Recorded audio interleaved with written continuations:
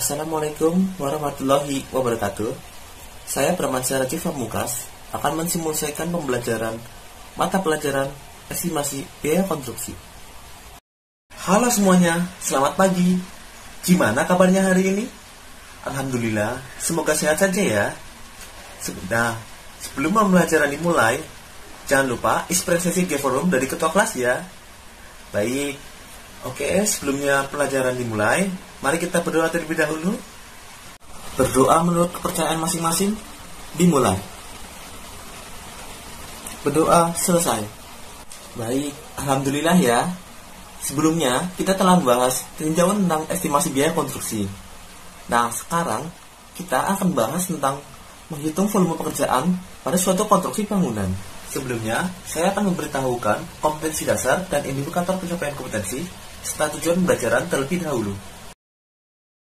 Untuk kompetensi dasar pada pertemuan kali ini itu 4.10, di mana menghitung volume pekerjaan konstruksi, gedung, jalan, dan jembatan. Nah, untuk indikator pencapaian kompetensinya ada 4. Di antaranya, menyebutkan jenis-jenis satuan pekerjaan konstruksi, menjelaskan pengertian RAB dan volume pekerjaan konstruksi, dan yang ketiga, ada menganalisis volume pekerjaan konstruksi, dan yang terakhir, menghitung volume pekerjaan konstruksi. Adapun tujuan pembelajarannya, yang pertama, siswa dapat menyebutkan jenis-jenis satuan pekerjaan konstruksi berdasarkan urutan pekerjaan dari bagian bawah hingga atas dengan 90% benar. Yang kedua, siswa dapat menjelaskan pengertian RAB dan volume pekerjaan konstruksi berdasarkan pemahamannya masing-masing dengan benar. Yang ketiga, siswa dapat menganalisis volume pekerjaan konstruksi berdasarkan rumus-rumus pekerjaan volume dengan 90% benar. Dan yang terakhir, siswa dapat menghitung volume pekerjaan konstruksi berdasarkan rumus-rumus pekerjaan volume dengan tepat. Baik, saya akan menayangkan video pembelajaran, dan jika nantinya ada pertanyaan, diharap dicatat terlebih dahulu ya, dan dipertanyakan pada saat video pembelajaran telah berakhir. Baik, saya akan men-share screen videonya. Harap simak baik-baik ya.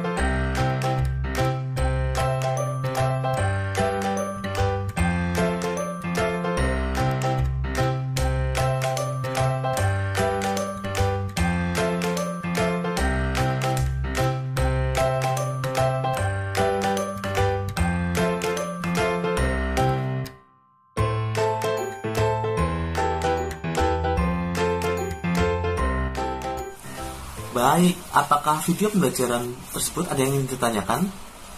Oke, pertanyaan mengenai penugasan, tadinya saya buat individu, tapi saya buat kelompok saja. Nah, untuk mengenai deadline-nya, hari ini jam 12 siang. Dan untuk subassignment-nya, sudah saya sediakan di LMS. Nanti, jam 1, kita sambung presentasi hasil tugasnya. Dan saya akan menunjuk 3 kelompok dari 5 kelompok untuk mempresentasikan hasil penugasannya. Untuk kelompoknya sudah saya buat di LMS. Harap dibaca dan untuk mengorganisasikan ke kelompoknya masing-masing ya. Untuk referensi sumber lainnya sudah saya sediakan di LMS. Dan jika ingin mencari dari sumber lain bisa melalui YouTube, Google maupun lainnya. Oke, jika tidak ada pertanyaan, silakan dimulai pengerjaan tugasnya ya. Saya akan monitoring pengerjaan tugas kalian. Dan jika ada kesulitan, harap bertanya ya, jangan malu-malu.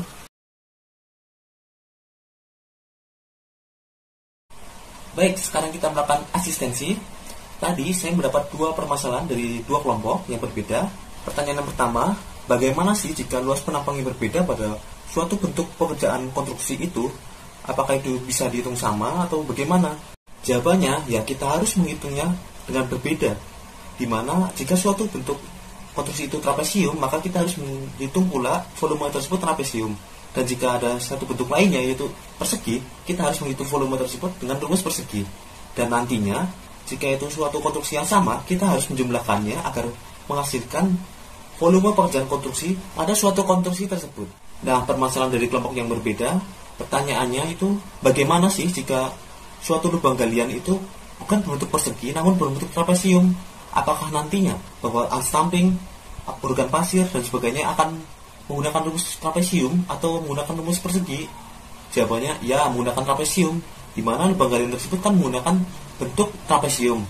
Kita tidak bisa menggunakan persegi, di mana itu akan menambah atau mengurangi dalam suatu volume pekerjaan konstruksi yang akan mengakibatkan bahwa estimasi biaya konstruksi tersebut tidak tepat dan dapat mengakibatkan kerugian. Baik, apakah ada pertanyaan atau permasalahan lainnya? Oke, jika tidak ada, sebaik saya harap untuk penugasan kali ini akan selesai tepat waktu pada jam 12. Dan nanti kita akan melanjutkan presentasi pada jam 1. Dan saya akan memilih 3 kelompok. Dari 5 kelompok tersebut, siapakah yang akan presentasi? Dan saya harap semua siswa akan bersiap-siap untuk melakukan presentasi. Baik, kita akan ketemu lagi pada jam 1. Selamat istirahat. Baik, sekarang sudah tepat jam 1. Semua kelompok sudah pada siap? Baik, saya akan memilih 3 kelompok dari 5 kelompok. Kelompok yang pertama, kelompok 3. Dipersilahkan.